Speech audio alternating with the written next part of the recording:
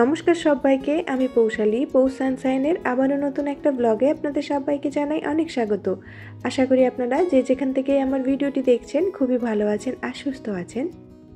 আগের ভিডিওতে আপনাদেরকে বলেছিলাম না যে আমি মায়াপুর যাচ্ছি, তো সেখানটায় কিন্তু আপনাদের সাথে আমি 3টে হোমমেড সেরেলাকের রেসিপিও শেয়ার করেছিলাম। তো আজকের ভিডিওতে আপনাদের সাথে শেয়ার করব যে মেয়েকে নিয়ে যখন আমি বাসে করে ট্রাভেল করেছিলাম একদিনের জন্য, তো কি ব্যাগে করে ক্যারি করেছিলাম।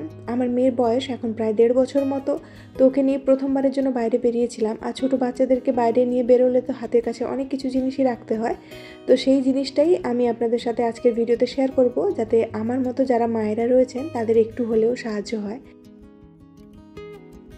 প্রথম স্টেপেই বলি, আমি কিন্তু আগে একটা লিস্ট বানিয়ে নিয়েছিলাম। তো সেই লিস্ট অনুযায়ী সারা দিনে আমি টুকটুক করে জিনিসপত্রগুলো নিয়ে এক জায়গায় কালেক্ট করে রেখে দিয়েছি। তো এখন আপনাদেরকে একে একে করে দেখাচ্ছি। প্রথমেই কয়েকটা টিফিন বক্সে ওর জন্য কিছু স্ন্যাক্স নিয়ে নিয়েছি। আপনাদের বেবিদের যেরকম ধরনের স্ন্যাক্স পছন্দ আপনারা কিন্তু সেরকম ধরনের স্ন্যাক্স নিয়ে নিতে পারেন। যেরকম আমি নিয়েছি সাবুদানার পাঁপড়, একটুখানি কাজু ভাজা আর একটুখানি সিডসের ভাজা, মানে ওই পামকিন সিডস যেগুলো হয় না সেগুলোর ভাজা নিয়েছি। আর ওই সামনে যে ছোট্ট ছোট টিফিন বক্সগুলো দেখছেন ওগুলোর মধ্যে কিন্তু আমি সেরেল্যাক নিয়েছি, আর কিছু ওর ওষুধ নিয়ে নিয়েছি, আর নর্মাল যে সেরেল্যাকটা খায় ন্যান প্রো খায় সেটা নিয়েছি। আর এমনি বাইরের স্ন্যাক্সের মধ্যে একটুখানি পপকর্ন নিয়েছি, জেমস নিয়েছি। এই ধরনের জিনিসগুলো প্রত্যেকটা বাচ্চার নিজস্ব প্রেফারেন্সের উপরে ডিপেন্ড করে। আমার বাচ্চা যেই জিনিসগুলো খেতে ভালোবাসে আমি সেই জিনিসগুলোই নেওয়ার চেষ্টা করেছি। তো তারপর এখানটায় চলে এসেছি জামা কাপড়গুলো গোছানোর জন্য। আর আজকে আপনাদের সাথে আমার মেয়ের জন্য করা কয়েকটা ছোট্ট শপিংও শেয়ার করব। মায়াপুর যাওয়ার জন্যই আমরা আগের দিন একটু বাজার কলকাতাতে গিয়েছিলাম। সেখানে কিন্তু এখন বেশ অফার চলছে, আর বাজার কলকাতার জামার কোয়ালিটি তো আমার বেশ ভালোই লাগে, আগেও আপনাদের সাথে শেয়ার করেছিলাম। তো সেখান থেকে এই কয়েকটা জিনিস কিনে এনেছি। তো এখন যেহেতু ঠান্ডাটা একটু আধটু রয়েছে, তো কয়েকটা সোয়েট শার্ট নিয়েছি, আর একটা রম্পার নিয়েছি, আর একটা সোয়েটার নিয়েছি। এখন আমি টপ আর বটমগুলোকে আলাদা আলাদা পলিথিনের মধ্যে প্যাক করে নিচ্ছি, যাতে করে খোঁজার সময় কোনো রকমের সমস্যা না হয়। এক জায়গাতে গুলিয়ে রেখে দিলে কি হয়, মানে খুঁজতে গেলে না ভীষণ পরিমাণে ঘাঁটাঘাঁটি হয়ে যায়। তো এগুলোকে আমি আলাদা আলাদাভাবেই গুছিয়ে রাখছি। আর এই যে দেখতে পাচ্ছেন, এটা একটা হাইনেক সোয়েটারও নিয়ে নিয়েছি, যাতে যে কোনো ধরনের ফ্রকের সাথেও পরানো যায়। তো ওদিকে আমি সব কিছু এক জায়গায় কালেক্ট করে নেওয়ার ফলে আমার হাজব্যান্ডও এখানটায় বসে গিয়েছে, ওরও প্যাক করতে সুবিধা হবে। ওর হাতের কাছে সব কিছু একে একে করে দিয়ে যাচ্ছি, আর ও একে একে করে প্যাক করে নিচ্ছে। তো মেয়ের জিনিসপত্রগুলো নিয়েই কিন্তু আমাদের ভীষণ পরিমাণে চিন্তা হচ্ছিল, যেহেতু ওকে নিয়ে প্রথমবার বেরোচ্ছি, আর বাসে করে না অনেকটা সময় কেটে যাবে। তো বাসে করে বাচ্চাকে নিয়ে থাকা মানে একটা বিশাল চ্যালেঞ্জিং ব্যাপার। তো সেই কারণে আমরা একটুখানি এক্সট্রা প্রিকশন নিয়ে নিচ্ছিলাম। তো এখানটায় দেখুন আমি কয়েকটা পলিথিনও নিয়েছি। এরকমভাবে ট্রাভেল করতে গেলে বেবিদের সাথে মানে গার্বেজ ব্যাগ হাতে করে রাখা খুবই ভালো। যে কোনো সময় কিন্তু ওরা ডাইপারটা নোংরা করে ফেলতে পারে, আর এখানে সেখানে নোংরা ডাইপার ফেলে না খুব একটা ভালো কাজ বলে আমার মনে হয় না। তো এরকম হাতের কাছে একটা পলিথিন রেখেছি, যাতে করে ডাইপার নোংরা করলে পলিথিনের মধ্যে ঢুকিয়ে ফেলতে পারি। আর এখানটায় আমি 2টো এরকম টিফিন বক্স নিয়ে নিয়েছি, আর 2টো স্পুনও নিয়ে নিয়েছি, যাতে করে রাস্তায় যদি আমার দুবারও খাওয়াতে হয় আর কোনো একটা টিফিন বক্স আমি ধুয়ে না রাখতে পারি, তাহলে অন্য একটা টিফিন বক্সকে কাজে লাগিয়ে নিতে পারবো। তো যাই হোক, এখানটায় কিন্তু আমি ব্যাগ ট্যাগ প্যাক করে একদম রেখে নিয়েছি। আর কালকে সকালে আমাদেরকে উঠতে হবে প্রায় ওই 3:30 থেকে 4টার মধ্যে, কারণ আমরা 4:30টার মধ্যেই বেরিয়ে যাব রুম থেকে। আমাদেরকে একটা অন্য জায়গা থেকে বাসটা ধরতে হবে।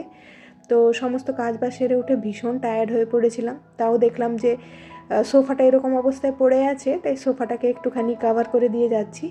আর রাত্রেবেলাতেই আমি রুমটা ঝাড়ু দিয়ে দেবো। এমনিতেই আমার একটা অভ্যেস রয়েছে, আমি রাত্রেবেলা রুম ঝাড়ু দিয়ে রাখি, তাও আজকে একটু বিশেষভাবে খেয়াল রেখে রুমটা ঝাড়ু দিয়ে রাখছি।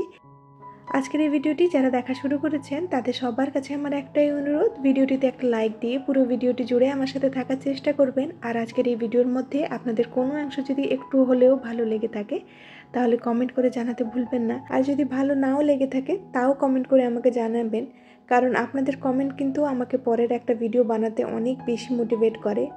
তো যাই হোক, আশা করি আজকের এই কথাটা আপনারা সবাই রাখবেন। এখন কিন্তু আপনাদের সাথে দেখা হচ্ছে পরের দিন সকালবেলা। সকালে উঠে আমরা ফ্রেশ হয়ে নিয়েছি, আর মেয়েকে দেখুন সকাল সকাল উঠে কিন্তু একদম ফুল টু এনার্জিতে রয়েছে। ও সকালবেলা উঠে একদম ভ্যাবাচাকা হয়ে গিয়েছিল যে এত সকালে কেন উঠেছে, তারপরে যখন দেখলো যে আমরা কোথাও বেরোচ্ছি তখন কিন্তু ফুল এনার্জিতে চলে এসেছে। তো আমাদের এখানটা ব্যাগটাকে একদম প্যাক হয়ে রাখাই ছিল।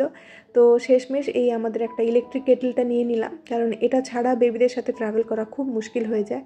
তো এটাকে নিয়ে নিচ্ছি। ব্যাগের মধ্যে জায়গা আগে থেকেই রেখে দিয়েছিলাম যাতে সকালবেলা উঠে ঝামেলা না হয়। আর মেয়ের কয়েকটা জলের বোতল নিয়ে নিয়েছি।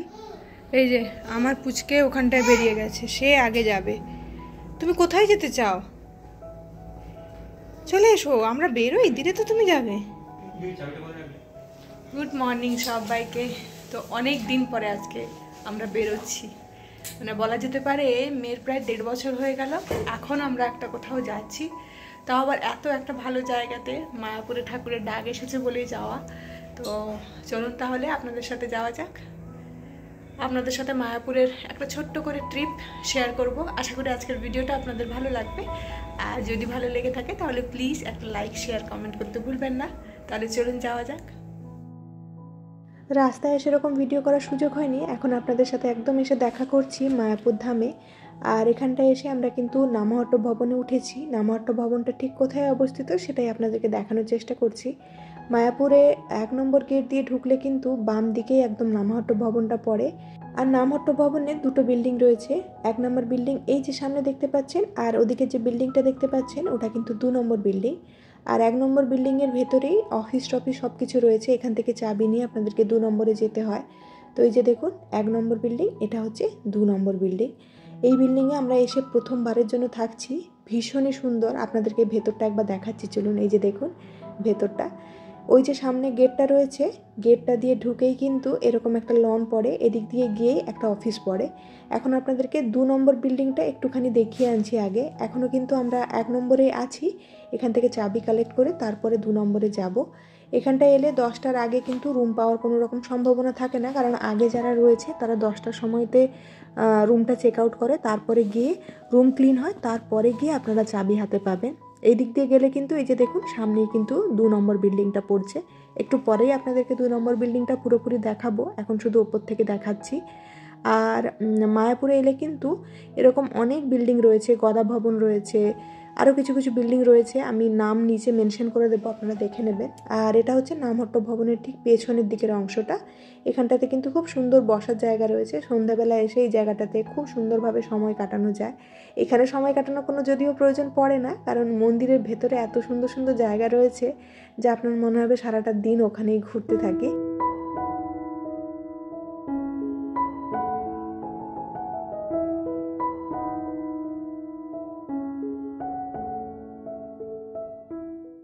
এই ভবনটাকে বাইরের থেকে যতটা না সুন্দর লাগে, ভেতর থেকে কিন্তু তার থেকে আরও বেশি গুণ সুন্দর লাগে। আমি এখানটা ভাষায় বলে প্রকাশ করতে পারবো না কতটা সুন্দর লাগছিল। এর আগের বারেও আমি মায়াপুর এসেছি, তবে এই ভবনে থাকা সৌভাগ্য হয়নি। যদিও এই ভবনটা কিন্তু সব থেকে সস্তায় রুম দেয়, মানে 600 টাকায় আপনি এখানটাতে 4টে বেডরুমের রুম পেয়ে যেতে পারেন। 600 থেকে 800 টাকার মধ্যে রুম পাওয়া যায় এখানটায়। মানে 600 করে হলে আপনারা যদি 4 জনের ফ্যামিলি মেম্বার নিয়ে এখানটায় আসেন তাহলে কিন্তু পার হেড 200 করে পড়ছে, বা ফ্রেন্ডসদেরকে নিয়েও যদি আসেন তাহলে শেয়ারেবল রুমে 200 করে পড়ছে। তো সেই কথায় বলতে গেলে কিন্তু ভীষণ সস্তায় রুম পাওয়া যায় এখানটায়। তবে এখানে কিন্তু সবসময়ের জন্য রুম পাওয়া যায় না, হয় আপনাকে ফোন থেকে বুকিং করে আসতে হয়, যেটাতে একটুখানি বেশি টাকা দিতে হয়। আর এখানটায় এলে কিন্তু রুম পাওয়ার চান্স খুবই কম থাকে। তো যেহেতু আমরা একটা সংস্থার মাধ্যম দিয়ে এসেছি, তাই আগে থেকে আমাদের রুমগুলো বুকিং ছিল।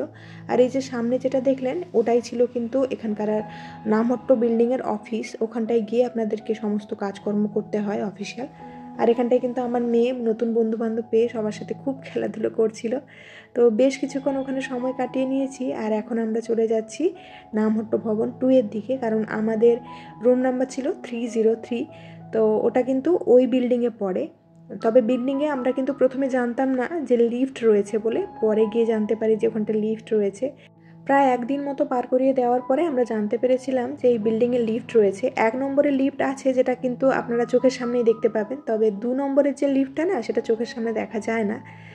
বিশেষ করে সিঁড়ি দিয়ে উঠলে তো আপনি দেখতেই পাবেন না লিফটটা কোথায় রয়েছে। আর এই যে দেখুন এই বিল্ডিংয়ের সামনেই কিন্তু মেন মন্দিরটা হচ্ছে। আর এই নামহট্ট ভবনের নিচে কিন্তু অনেক ছোট ছোট গিফট শপ রয়েছে। আর এখানটায় প্রসাদ পাওয়ারও ব্যবস্থা রয়েছে, মানে খুব কম মূল্যে এখানটায় প্রসাদ পাওয়া যায়। যদিও আমি এখানটাতে প্রসাদ পাইনি, যেহেতু ওই যে বললাম একটা সংস্থার মাধ্যমে এসেছিলাম, তো ওখানটায় কিন্তু আলাদা রকমভাবে প্রসাদের ব্যবস্থা ছিল। তো আপনারা চাইলে কিন্তু এখানটায় থেকে প্রত্যেকটা বিল্ডিংয়ের নিচেই কিন্তু প্রসাদের আলাদা আলাদা ব্যবস্থা রয়েছে। আর এই যে দেখুন, এই সামনের দিক দিয়ে এগোলে ডান দিকের যে গলিটা পড়ে সেখান দিয়ে এগোলেই কিন্তু লিফট পাওয়া যায়। আমরা জানতামই না একদম, আমরা সিঁড়ি দিয়েই যাতায়াত করেছিলাম প্রথম দিনটা। এই যে আমাদের রুম 303। আর এই বিল্ডিংয়ের আরও একটা ভালো জিনিস দেখাই আপনাদেরকে। এই যে দেখুন, ফার্স্ট ফ্লোরে রয়েছে এরকম একটা ছাদের মতো, আর ছাদের ওপরেই না তুলসীজির বিরাজমান আছেন ওখানটায়। এত সুন্দর লাগছিল দেখতে, মানে আমি বলে বোঝাতে পারবো না। তো যাই হোক, এখন আপনাদেরকে আমি রুমটা একটুখানি দেখিয়ে নিই, চলুন। চলো চলো চলো চলো তাড়াতাড়ি।